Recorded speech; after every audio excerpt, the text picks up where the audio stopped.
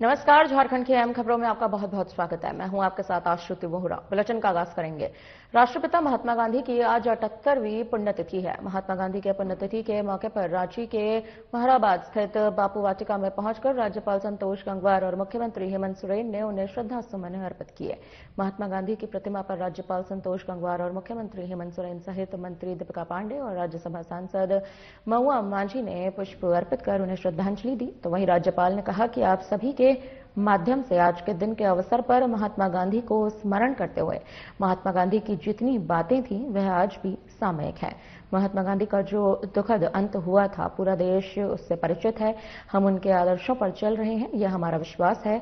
वहीं राज्यपाल संतोष गंगवार ने शिबू सोरेन को पद्म भूषण दिए जाने पर भारत सरकार को बधाई दी।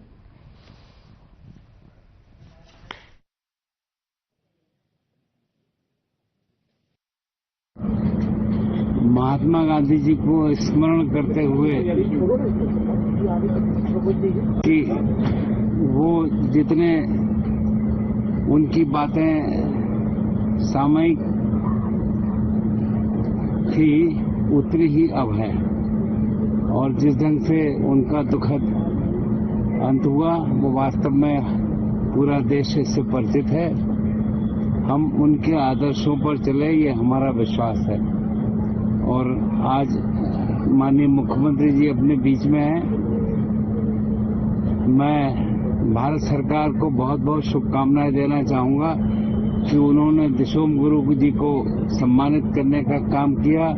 ये वास्तव में इस पूरे राज्य के लिए भारत सरकार की रुचि प्रदर्शित करती है कि उनका कितनी रुचि इस राज्य के साथ है। तो मैं एक बार पुनः दिशोम गुरु के प्रति बहुत बहुत अपनी शुभकामनाएं। वास्तव में उनका नाम हमेशा अमर रहेगा और इस राज्य को बनाने में और इस राज्य की जिस प्रकार से उन्होंने सेवा की हम सबको निरंतर याद रहेगा। तो एक बार मैं फिर से भारत सरकार को बहुत बहुत आभार और शुभकामनाएं देना चाहूंगा। गांधी जी को अपनी श्रद्धांजलि अर्पित करते हुए यही कहना चाहते हैं कि गांधी जी या गांधीज्म एक जीवन का दर्शन है और गांधीज्म कभी भी बूढ़ा नहीं होने वाला, वो हमेशा यंग रहेगा। सिर्फ इस देश को ही नहीं बल्कि पूरी दुनिया को दिशा देने वाली सोच गांधी जी की विचारधारा रही है। और इस दिन पर हम लोग उनको नमन भी करते हैं। गांधी जी किसी साम्राज्य से नहीं डरे। गांधी जी के जाने के बाद भी लोगों ने, अहंकारी सत्ता ने, तानाशाह लोगों ने उनकी विचारधारा को खत्म करने का प्रयास किया। उनके खुद के देश में ही प्रयास किया, जबकि पूरी दुनिया उनको मानती है, उनके विचारधाराओं पे चल करके आज तरक्की कर रही है। लेकिन अपने ही देश में गांधी जी को मारा गया, उनकी विचारधारा को, उनके नाम से योजनाओं तक पर आज खतरा है। हम लोग गांधी जी के तौर तरीके से, सत्य और अहिंसा से इस लड़ाई को लड़ते रहेंगे। और आज हम लोग यहाँ सभी एकत्रित हुए थे। सबने, आदरणीय राज्यपाल महोदय ने, आदरणीय मुख्यमंत्री जी ने भी यहाँ श्रद्धांजलि व्यक्त की है। गवर्नर साहब ने अभी भारत सरकार को, झारखंड के गांधी दिशोम गुरु जी को पद्म भूषण देने के लिए भारत सरकार को धन्यवाद दिया है। इस सम्मान के लिए हम लोग भी धन्यवाद करते हैं। लेकिन मुझे लगता है कि झारखंड की आत्मा दिशोम गुरु जी को सही सम्मान तब होगा जब उन्हें भारत रत्न दिया जाएगा और राजभवन, लोक भवन के माध्यम से झारखंड की भावना को आगे बढ़ाया जाएगा, ऐसा हम लोग उम्मीद करते हैं। मैडम, मनरेगा देखिए, इस बजट में हम चाहते हैं कि आम आदमी का बजट हो। पिछली बार जब बजट आया था तो हमने कई मुद्दे उठाए थे। फाइनेंस मिनिस्टर को मैंने कहा था कि हमारे जैसे राज्यों के लिए आपने अलग से कुछ ऐसा बजट नहीं दिया। एक मुद्दा ये भी था कि ये जो खलाड़ी में वर्षों से आग लगी हुई है, इतना कीमती कोयला जलकर स्वाहा हो रहा है, उसके लिए कोई डिजास्टर मैनेजमेंट फंड होना चाहिए ताकि इस आग को बुझाया जा सके, क्योंकि इससे झारखंड में पॉल्यूशन भी बढ़ रहा है और साथ में कीमती जो कोयला है वो नष्ट हो रहा है। धीरे धीरे ये तमाम फ्यूल खत्म हो रहे हैं। इस पर केंद्र सरकार ध्यान नहीं देती। लेह लद्दाख में हमारे कितने मजदूर भाई लोग जाते हैं, वो एक्सीडेंट का शिकार होते हैं, उनके लिए एक्सीडेंटल बेनिफिट होना चाहिए। इस पर कभी ध्यान नहीं दिया जाता है। हम लोग चाहेंगे कि इन छोटी छोटी बातों पर ध्यान दिया जाए और जो दबे कुचले लोग हैं उनके विकास में केंद्र सहयोग करे।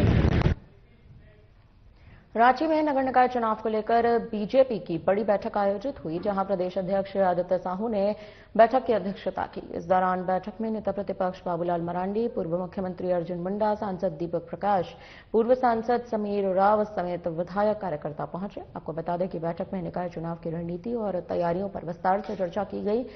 तो वहीं बीजेपी से राज्यसभा सांसद दीपक प्रकाश ने कहा कि नगर निकाय चुनाव में बीजेपी की जीत होगी। उन्होंने केंद्रीय बजट और अबुआ बजट पर राज्य सरकार पर निशाना साधा।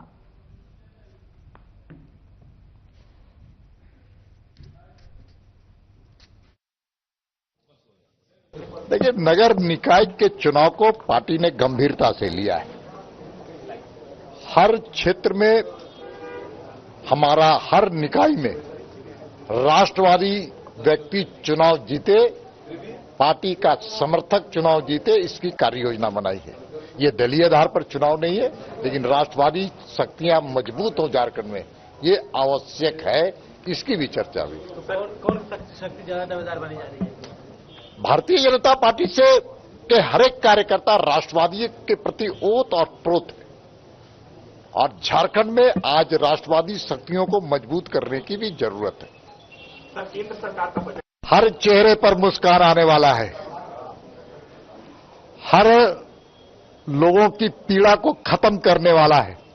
आने वाला जो बजट होगा वह गरीबों के लिए समर्पित होगा, मध्यम वर्गों के लिए समर्पित होगा, और हर नौजवानों के लिए, महिलाओं के लिए, किसानों के लिए, गरीबों के लिए वो बजट होगा। ऐसा सर, आप जो साथी विपक्ष में झारखंड में, वो तो हमेशा इकोनॉमिक सर्वे आया, दुनिया के अंदर भारत ने एक विशिष्ट पहचान बनाई, आर्थिक क्षेत्र में, सामाजिक क्षेत्र में, और कई ऐसी योजनाएं हैं जो दुनिया के लिए आदर्श है। चाहे वो उज्ज्वला योजना हो, शौचालय हो, 80 करोड़ लोगों के घरों में अनाज भेजने की व्यवस्था हो, डीबीटी के माध्यम से लोगों के सीधे खाते में पैसे भेज करके जन कल्याण योजनाओं में बिचौलियों को समाप्त करने की योजना हो। भारत दुनिया का सबसे तेजी से उभरता हुआ एक आर्थिक अर्थव्यवस्था है, इसलिए भारत आज बेहतर स्थिति में है। आज वैश्विक संकट आने के बाद भी महंगाई दर भारत में सबसे कम है। ये इस बात का प्रतीक है कि भारत का भविष्य मोदी जी के हाथ में सुरक्षित है और एनडीए गठबंधन के हाथ में सुरक्षित है। राज्य में भी बजट पिछले वर्ष भी आया था, वो बबुआ बजट साबित हुआ। एक भी राज्य की सरकार की योजनाएं धरातल पर नहीं उतरी। जो महिलाओं को मैया योजना के नाम पर पैसे देने की घोषणा थी, उसमें किस प्रकार से संख्या में कटौती की गई, ये आत्मचिंतन का विषय है। और सच कहा जाए तो केंद्र सरकार की जो योजनाएं हैं, उनको भी लटकाने, अटकाने और भटकाने के काम हेमंत सोरेन की सरकार कर रही है। नगर निकाय चुनाव को लेकर राष्ट्रीय जनता दल ने अपनी चुनावी तैयारियों को तेज कर दिया है। इसी कड़ी में पार्टी की बड़ी और अहम बैठक आयोजित की गई, जिसकी अध्यक्षता आरजेडी के प्रदेश अध्यक्ष संजय सिंह यादव ने की। इस बैठक में नगर निकाय चुनाव की रणनीति, संगठन की मजबूती और उम्मीदवार चयन को लेकर गहन मंथन किया गया। बैठक में राज्य सरकार के मंत्री संजय प्रसाद यादव भी मौजूद रहे, जबकि पूर्व मंत्री सत्यानंद भोक्ता सहित पार्टी के कई दिग्गज नेता इस रणनीतिक बैठक में शामिल हुए। खासतौर पर वार्ड पार्षद, मेयर और उप मेयर पदों के लिए चुनावी तैयारियों को लेकर विस्तृत चर्चा की गई। इस बैठक में इस बात पर भी जोर दिया गया कि जमीनी स्तर पर संगठन को और मजबूत किया जाए, साथ ही ऐसे उम्मीदवारों का चयन किया जाए जो जनता के बीच मजबूत पकड़ रखते हों। प्रदेश अध्यक्ष संजय सिंह यादव ने बैठक के दौरान कार्यकर्ताओं को चुनावी मोड में आने का निर्देश दिया और नगर निकाय चुनाव को पार्टी के लिए बेहद अहम बताया।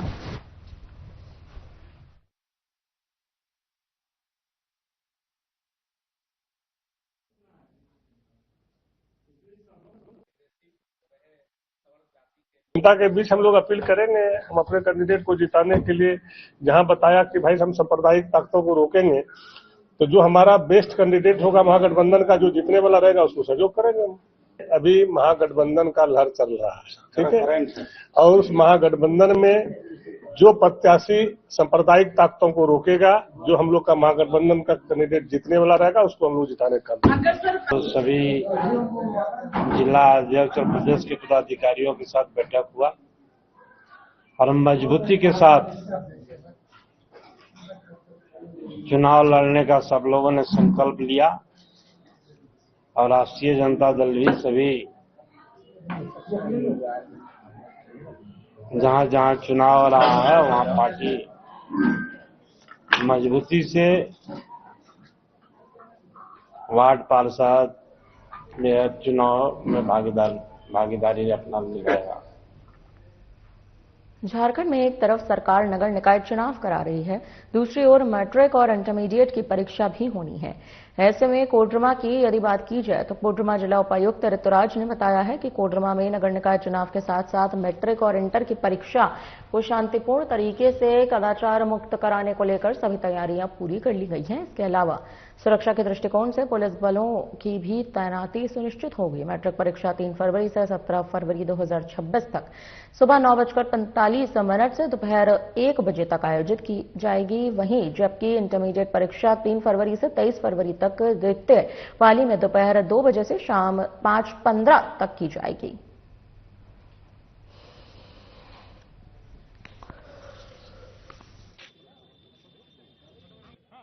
हम लोगों ने ब्रीफिंग मैट्रिक और इंटर के लिए सारी मजिस्ट्रेट के साथ कर ली है। क्वेश्चन पेपर्स हमारे ट्रेजरी रूम में प्रोवाइड हो गया है। इसके साथ साथ हम लोगों ने सारे स्ट्रांग रूम को व्यवस्थित करने के लिए उनसे एफिडेविट मंगवा लिया है।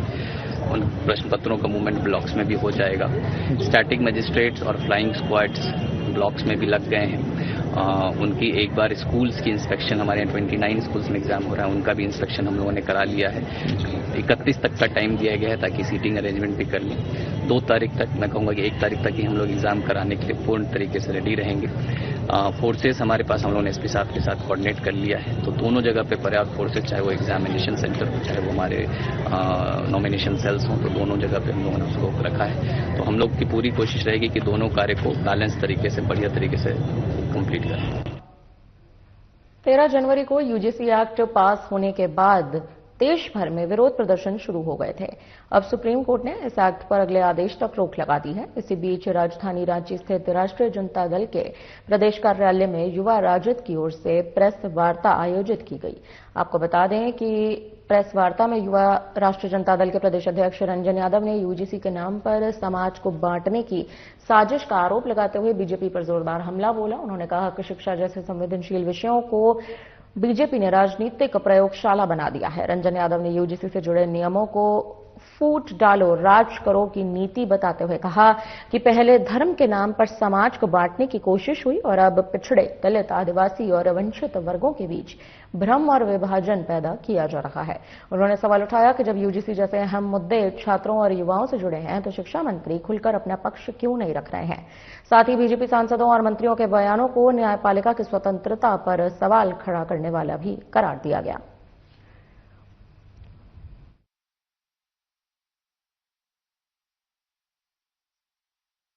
कि कहीं न कहीं हम इधर से देंगे और एससी, एसटी, ओबीसी का वोट को हम अपनी तरफ लाएंगे और उनको अपनी तरफ हम कन्वर्ट करेंगे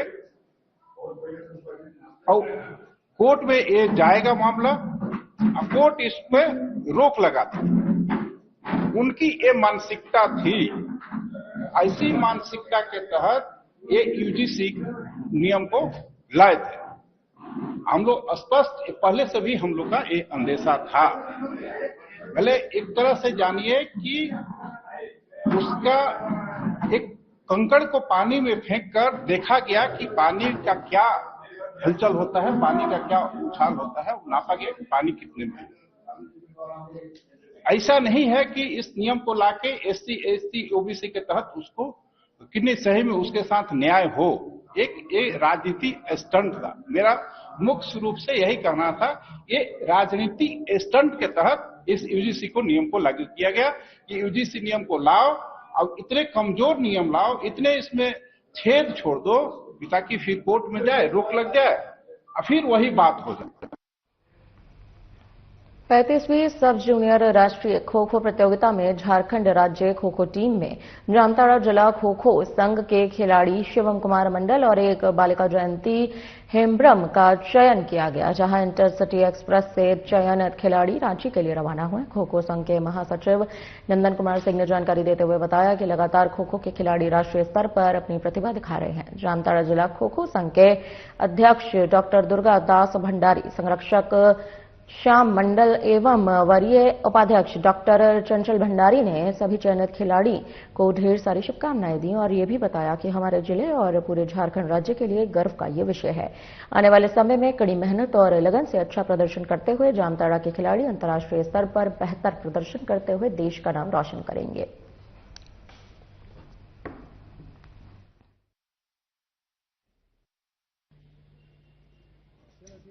विशेष बात यह है कि 35th सब junior kho kho national championship, जो कि इस बार हरियाणा कुरुक्षेत्र में होने वाला है, इसके तहत पूरे झारखंड के हमारे खिलाड़ी खो खो खिलाड़ी जा रहे हैं। और इस संदर्भ में जामताड़ा से जयंती और शिवम मंडल दोनों का चयन हुआ है और दोनों जो है कुरुक्षेत्र हरियाणा में अपना खो खो चैंपियनशिप में बेस्ट प्रदर्शन करेंगे। हम लोग का पूरा शुभकामना है कि सभी अच्छा खेल का प्रदर्शन करें। खो खो आज ऐसा खेल हो गया कि सभी लोग काफी इंटरेस्टेड ले रहे हैं इसमें, और साथ ही साथ हमारा गवर्नमेंट भी, झारखंड गवर्नमेंट से लेकर के पूरा भारत सरकार इस पर ध्यान दे रही है। और जामताड़ा दिनों दिन उत्तरोत्तर जो है इसमें अच्छा से अच्छा कर रही है, नेशनल चैंपियनशिप में जा रही है, भागीदारी कर रही है। हम सबको अपने दिल से तहे दिल से जो है उनको शुभकामना देते हैं कि अच्छा वो खेल का प्रदर्शन। बिष्ट्रपुर सीएच एरिया निवासी उद्यमी पुत्र कैरव गांधी अपहरण कांड में पुलिस टीम ने 6 आरोपियों को गिरफ्तार कर लिया है। साथ ही 2 देशी कट्टा और घटना में प्रयुक्त वाहन भी बरामद किए गए हैं। गिरफ्तार आरोपियों में बिहार नालंदा के माधरवेन का गुड्डू सिंह, बिहार के गया साकीन सौंधी का उपेंद्र सिंह, अर्जुन सिंह उर्फ आर्यन, नालंदा सलहरी का मोहम्मद इमरान, रमीज राजा और पटना अगम कुआं का मोहन कुमार प्रसाद शामिल है। तो वहीं एसएसपी ने कहा कि घटना के बाद 3 आरोपियों को लेकर पुलिस हथियार बरामदगी के लिए सर्किट हाउस स्थित साई मंदिर पेट्रोल पंप के पास गई थी। हथियार बरामद कर लौटने के दौरान पुलिस से आरोपियों ने हथियार छीनकर फायरिंग की। इस बीच पुलिस ने 3 आरोपियों के पैर में गोली मारी थी।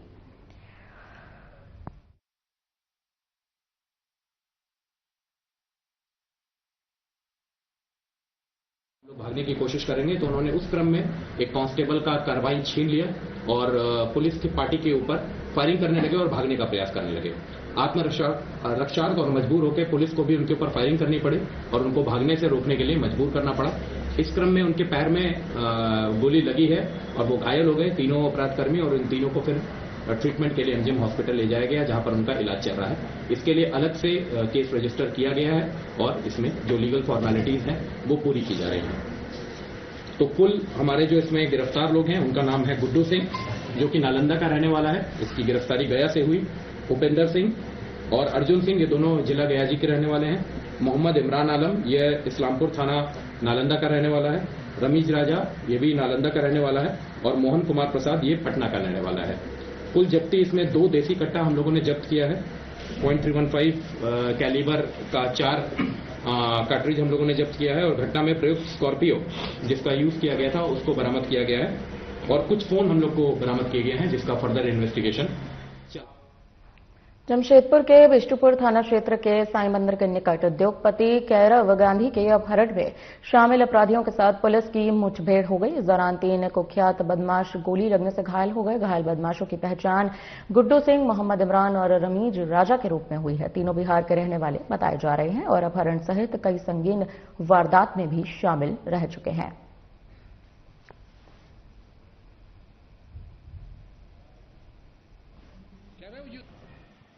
जैसा कि आपको पता होगा 13 जनवरी को बिष्ट्रपुर थाना क्षेत्र अंतर्गत कैरव गांधी का अपहरण हुआ था। उसमें टीम ने अपनी कार्रवाई करते हुए ये इंश्योर किया था कि 26 और 27 जनवरी के मध्य रात्रि में कैरव गांधी को सकुशल बरामद कर लिया गया था पुलिस द्वारा। उसके बाद मल्टीपल रेड्स हमने बिहार में किए थे, मल्टीपल डिस्ट्रिक्ट्स में हमने बिहार के किए थे, वहाँ सब काफ़ी अक्यूज अरेस्ट हुए थे। उसमें से 3 अक्यूज थे जिन्होंने हमें बताया कि हथियार वो जब कैरव गांधी को लेके जा रहे थे तो उन्होंने हथियार को फेंका था रास्ते में। वहाँ पे जब रिकवरी करने के लिए हम लोग गए थे तो आफ्टर द हथियार रिकवरी, जिसमें 2 कट्टे रिकवर हुए थे और 4 गोलियाँ रिकवर हुई, उसमें उनके द्वारा फिर वहाँ पे पुलिस टीम के एक कांस्टेबल का कार्बाइन को छीना गया। पुलिस टीम के ऊपर 6 राउंड फायरिंग की गई। थैंकफुली किसी को कोई इंजरी नहीं हुई पुलिस टीम में, बट रिटेलिएटरी फायर हमने 5 लोगों पे किया, 5 राउंड्स किया और 5 राउंड्स में 3 लोगों को उसमें गोली लगी है, जिनका नाम है गुड्डू सिंह, इमरान आलम और रमीज राजा। तीनों को पैर में गोली लगी, अभी हॉस्पिटल आए थे, तीनों काफ़ी स्टेबल है और कोई इशू नहीं। इनको अंडरगो मेडिकल ट्रीटमेंट और बाकी लीगल प्रोसीजर। झारखंड के कोयलांचल में लेवी और वर्चस्व की जंग एक बार फिर से खूनी मोड़ पर आ चुकी है। चतरा के पिपरवाड़ सीसीएल क्षेत्र स्थित राजधर साइडिंग में हथियारबंद अपराधियों ने तांडव मचा दिया। नकाबपोश अपराधियों ने न केवल ताबड़तोड़ फायरिंग की बल्कि लैंडिंग में लगी जेसीबी मशीन को आग के हवाले कर दिया। बताते चले कि इस दुस्साहसिक वारदात की जिम्मेदारी कुख्यात राहुल सिंह गैंग के आजाद सरकार ने ले ली है। सोशल मीडिया पर जारी एक प्रेस रिलीज ने कोयला व्यवसायियों और ट्रांसपोर्टर्स की नींद उड़ा दी है। चतरा का पिपरवाड़ इलाका गोलियों की गूंज से थर्रा उठा। प्रत्यक्षदर्शियों के अनुसार 7 से 8 की संख्या में आए हथियारबंद अपराधियों ने राजधर साइडिंग पर धावा बोला। अपराधियों ने सबसे पहले जेसीबी ऑपरेटर को कनपटी पर बंदूक सटाकर नीचे उतार दिया। इसके बाद उग्रवादियों ने मशीन को घेरकर करीब 8 से 10 राउंड फायरिंग हवा में चलाई।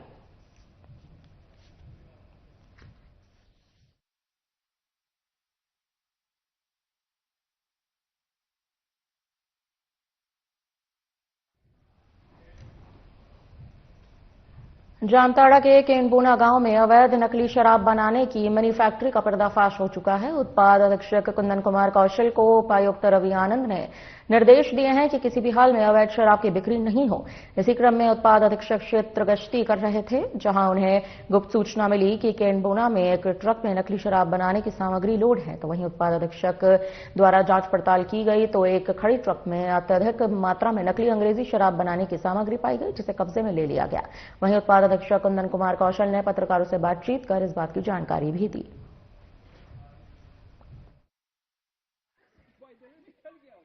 उपायुक्त एवं पुलिस अधीक्षक जामताड़ा के निर्देशानुसार आसन नगर निकाय चुनाव 2026 के अवसर पर उत्पाद विभाग द्वारा छापामारी बढ़ाई गई। आज गश्ती के क्रम में सूचना प्राप्त हुई थी कि केंद्रबोना स्थित ब्रिक्स फैक्ट्री के पास एक ट्रक खड़ी संदेह महिला का अर्धनग्न शव बरामद मामले में एसपी ने अब बड़ा बयान दे दिया है। उन्होंने कहा कि इस मामले में दुष्कर्म के बाद हत्या से इनकार नहीं किया जा सकता। सेक्टर 6 थाना क्षेत्र के बीएससिटी कॉलेज और कब्रिस्तान के बीच जंगल में एक लगभग 40 वर्षीय महिला का अर्धनग्न अवस्था में शव पुलिस ने बरामद किया। घटना की जानकारी मिलने के बाद बोकारो के एसपी हरविंदर सिंह खुद जांच करने मौके पर पहुंचे। तो वहीं इस मामले में फॉरेंसिक जांच के लिए रांची से टीम भी बुलाई गई है।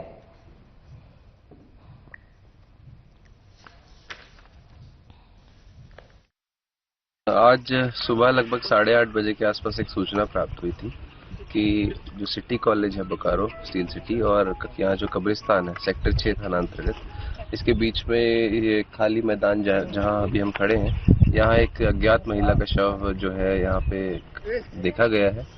तो सूचना प्राप्त होने के तुरंत बाद जो है थाना प्रभारी घटनास्थल पर आई और घटनास्थल का निरीक्षण किया, जिसमें ये ज्ञात हुआ कि एक महिला की बॉडी जो है पड़ी हुई है अपसाइड डाउन और वो अर्धनग्न थी और उनका जो हेड था वो क्रश किया हुआ है किसी।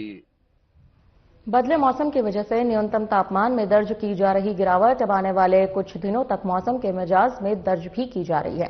आपको बता दें, फ्लक्चुएशन झारखंड में जनवरी के आखिरी दिनों के साथ ही सर्दी की पकड़ जो है वो ढीली पड़ने लगी है। दिन का तापमान लगातार बढ़ रहा है। दोपहर में धूप अब गर्मी का एहसास भी कराने लगी है। मौसम विज्ञान विभाग के मुताबिक आने वाले कुछ दिनों में राज्य के ज्यादातर जिलों में तापमान 2 से 4 डिग्री तक बढ़ सकता है। हालांकि रात और सुबह के वक्त हल्की ठंड अभी भी बनी रहेगी। मौसम विभाग के प्रमुख का यह कहना है कि झारखंड में सर्दी अपने अंतिम फेज में आ चुकी है। फिलहाल मौसम शुष्क रहेगा। तो वहीं देवघर, धनबाद, दुमका, गिरिडीह समेत पूर्वोत्तर जिलों में दिन का तापमान 30 से 31 डिग्री तक पहुंच सकता है। तो वहीं पलामू और आसपास के इलाकों में रात की ठंड कुछ दिन और परेशान करेगी, लेकिन वहां भी धीरे धीरे राहत मिलनी तय है। राज्य समेत मध्य झारखंड में भी मौसम संतुलित रहेगा।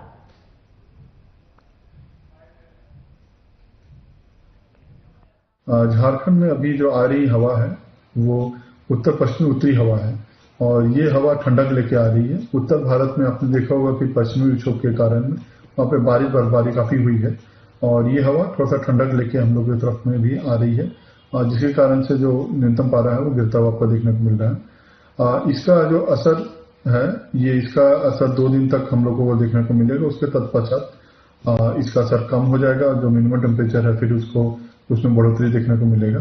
तो इसका जो असर है वो शनिवार तक आपको देखने को मिलेगा। इतवार से फिर से मिनिमम टेम्परेचर में कुछ बढ़ोतरी आपको देखने को मिलेगी और अभी यही स्थिति है कि टेम्परेचर फ्लक्चुएशन से लोग थोड़ा सा सतर्कता बरतें।